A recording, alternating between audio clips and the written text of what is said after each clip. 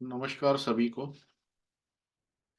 आज का विषय है भावार्थ रत्नाकर में एक श्लोक है जिसमें राहु केतु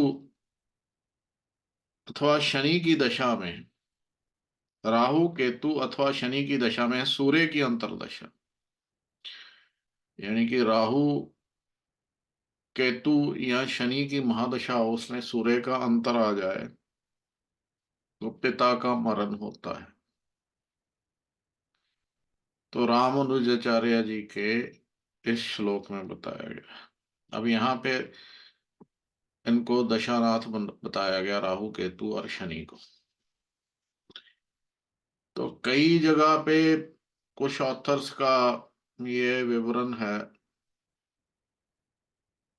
कि अगर ये सूर्य के साथ युति में हो तो सूर्य पिता का कारक होते हुए ये होता है,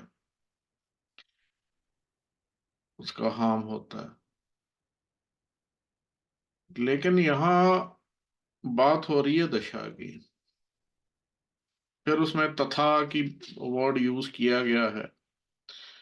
तो यानी कि मंगल की दशा हो, राहु केतु शनि अथवा सूर्य की भुक्ति हो, ठीक है।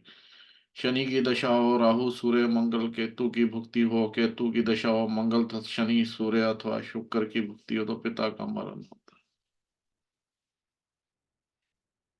तो ये जगन्नाथ भसीन साहब की किताब में भी है, अ, भावर सरसनाकर। तो मैंने भी ये लिखा है। तो ये इसका क्या क्या वो हो सकता है। पहली बात तो ये है, राहु केतु शनि ये मारक ना होते हुए भी मारक तत्व जो है या मारक तत्व गेन कर सकते हैं। तो शनि के बारे में बड़ा स्पेसिफिक श्लोक है लघु पराशरी में, जहां पे वो कहते हैं कि अगर शनि त्रिशाड्या का या अष्टम का लॉर्ड होते हुए किसी मारक के साथ बैठ जाए तो वो खुद मारक हो जाता है। तो एक तो ये खुद मारक तो वैसे वैसे नेचुरली हो सकते हैं as a second and seventh lord.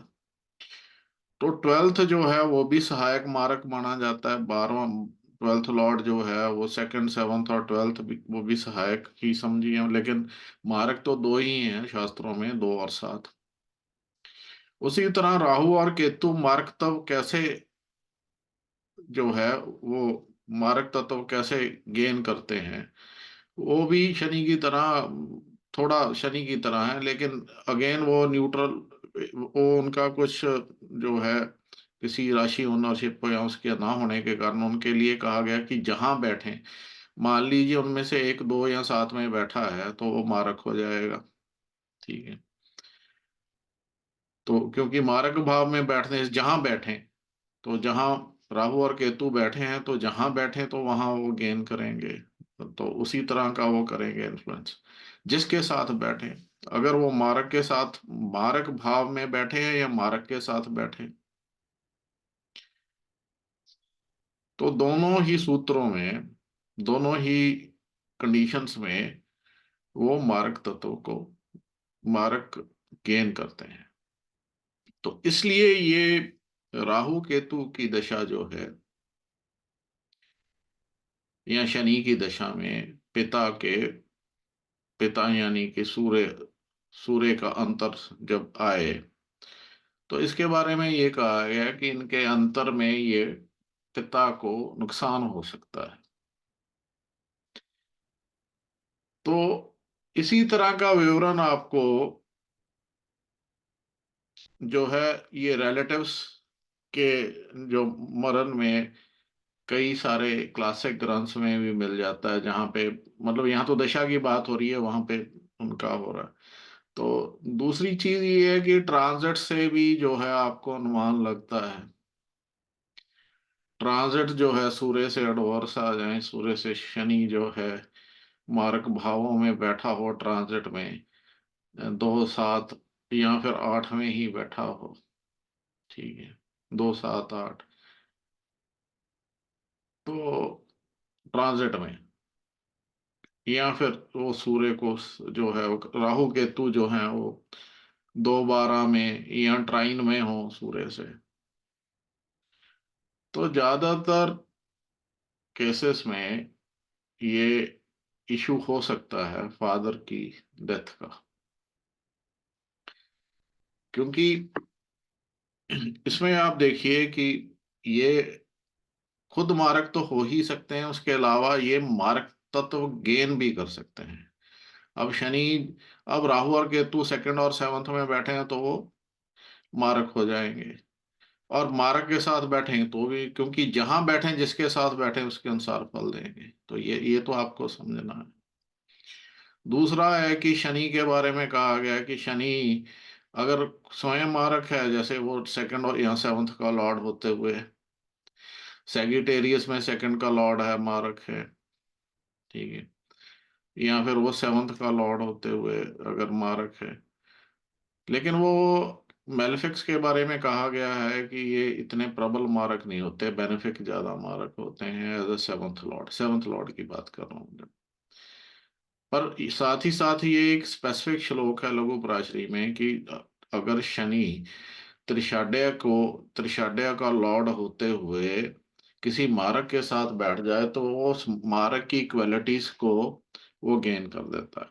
तो ये पॉसिबल केस हो सकता है, ठीक है, ये हो सकता है।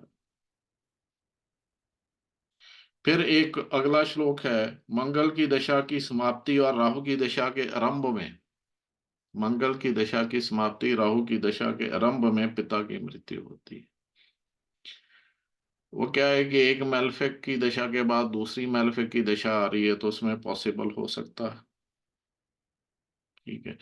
अब यहाँ पिता का अंत होगा तो सूर्य का यहाँ कोई विवरण नहीं है, सूर्य का कोई लिंक नहीं है, तो ये इसकी हानि तभी हो सकती है जब बेसिकली कोई सूर्य या नवम भाव या दसम भाव जो भी सूर्य पिता के लिए लिया जाता है तो उसके अनुसार उनका कोई लिंक क्रिएट हो। फिर अगला श्लोक है, कूर ग्रह की दशा में, दशा और राहु की अंतर्दशा में पिता की मृत्यु। ये तीनों श्लोक का प्रयुक्त संधात अभी। फिर इसके बाद बात वही है कि यहाँ पे अगेन कोई सन या 9th 10th हाउस के साथ कोई लेन देन, बिकॉज अब पिता के बारे में जो है ज्यादातर 9वें भाव को माना जाता है, लेकिन जो है 10th को भी कंसिडर किया जाता है कई जगह पे। तो ये देखा जा सकता है, लेकिन हाँ ये जो पहला श्लोक है उसमें जब बात हो रही है दशा दशा की, कि राहु शनि या केतु की दशा में सूर्य का अंतर पिता के लिए खराब हो सकता है। पहली बात तो ये है कि आपस में ही शत्रु हैं दशानाथ और अंतर दशानाथ, और सूर्य जो है यहाँ पे ये कुछ लिंक है, और यहाँ पे जो है सूर्य जो वो अ, पिता को रिप्रेजेंट करते हैं, और ये मेलेफिकेंट वो हैं। और अगर नेटल हॉरोस्कोप में जो है ये जो है आपके, तो अब एक तो इनमें आपस में एनिमिटी है सारे दशा लॉर्ड्स में, और दूसरा इनमें पहले मैंने जैसे बता दिया कि ये मार्क तो गेन कर सकते हैं ये तीनों, राहु शनि और केतु। राहु केतु तो मारक भाव में बैठ जाएं तो मारक हो जाएंगे, या मारक के साथ बैठ जाएं तो भी मारक क्वालिटीज को गेन कर लेंगे। तो मतलब वो नेचर वो है कि जहां बैठे जिसके साथ बैठे, पहले तो जहां बैठे फिर उस जिसके साथ बैठे उसके अनुसार फल देंगे। तो ये एक कारण हो सकता है जिसको बताया। लेकिन दूसरे जो आगे के श्लोकों का हमने वर्णन किया है, ये दशा के परिणाम नामक चैप्टर है, 12वां चैप्टर है जिसकी मैं बात कर रहा हूँ। उसमें श्लोक नंबर 7 8 और 9 है, ठीक है। तो इन श्लोकों की तो आगे वालों में तो कोई लिंक नहीं है सूर्य के साथ, तो इसलिए कैसे बोल दें कि ये सूर्य का वो हो सकता है, सूर्य सूर्य या जो है 9-10 भाव में कोई कोई कोई लिंक तो क्रिएट हो, तभी उसके बारे में बोला जाए। तो ये थोड़ा लगता है कि इसमें कैसे होगा। ठीक है। और इसी श्लोक में जो वर्ड तथा यूज किया हुआ है, तो जगन्नाथ भसीन जी ने इसको मेंशन किया कि मंगल की दशा हो, राहु और केतु शनि अथवा सूर्य की भुक्ति हो। तो और इनमें कहीं पे मतलब अगर ये मान के चलो कि अगर ये मतलब हॉरोस्कोप में अगर ये सूर्य जो है इनके साथ है, तो फिर वो जो कॉमन फैक्टर है इनमें से जो, तो मतलब सूर्य जो है बेसिकली यहाँ पे पाप प्रभाव में है, युति में है, या संबंध है किसी तरह से, तो ये हो सकता है कि उनकी दशा में और इनमें से किसी को मार्ग तो प्राप्त हो जाए। शनि या तो उसमें सूर्य जो है जब उसकी अंतर्दशा आएगी, तो क्योंकि ये उनके उनका जो है अगर संबंध भी है, तो क्या है कि नॉर्मली मारक जो है अपने साथ संबंध वाले जो है पापी ग्रह के अंतर में मारेंगे, तो सूर्य को जो है क्रूर की संज्ञा तो प्राप्त ही है, पापी ना भी मानो। तो ऐसे में जो है पिता की डेथ हो सकती है। ऑन सिमिलर वेज हम जो है मदर का भी देख सकते हैं। ठीक है। तो ये लेकिन इसको देखने का जो नॉर्मल इसको तरीका है आपको, ये माता पिता की डेथ बच्चों के हॉरोस्कोप में जब आप देखोगे, तो आपको एक ही तरह की रिफ्लेक्शन नजर आएगी। मान लीजिए दो भाई बहन है, उनके मदर फादर का देख रहे हो, तो आपको दोनों में जो है सेम रिफ्लेक्शन नजर आएगी। जब कभी वो उनके बीमार होने के चांसेस होंगे या उनको कुछ एडवर्सिटी का चांसेस होगा। तो ये कहीं ना कहीं पे ये बातें तर्क संगत तो हैं, इनको टोटली इग्नोर नहीं किया जा सकता। और ये खास करके कि राहु शनि केतु इनकी महादशा में सूर्य का अंतर, और अगर ऑब्वियसली लिंक है तो और भी है, अगर लिंक नहीं भी है तब भी चांस होता है, अगर ये इनको किसी ना किसी तरह से मार्क तत्व का मार्क तत्व को गेन कर लेते हैं, राहु केतु या शनि, और ये कर सकते हैं। इसके बारे में शास्त्र कहते हैं। पहली बात तो शनि के बारे में तो बोला है कि अगर त्रिशाड्य या अष्टम को ओन करते हुए वो त्रिशाड्य भाव यानी या एट्थ को ओन करते हुए वो मारक के साथ संबंध करता है, तो वो खुद मारक हो जाता है, ना भी मारक होते हुए। और ये मारक वैसे भी बन सकता है एज अ सेकेंड और सेवंथ लॉर्ड, ये वैसे भी बन सकता है। तो ये दो तरीके से।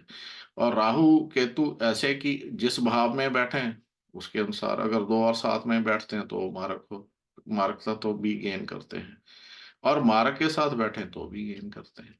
तो इस तरह से ये जो है ये पॉसिबल है। लेकिन फिर भी जो है सूर्य के साथ कोई लिंक संबंध जो है वो किसी तरह से क्रिएट हो, तो ये एडवर्सिटी तो हो सकती है, और इसकी वो बात की जा सकती। लेकिन आगे के दो श्लोकों में जब वो बात करते हैं, तो वहां पे कोई लिंक क्रिएट नहीं होता है, जैसे हमने अभी चर्चा की। धन्यवाद।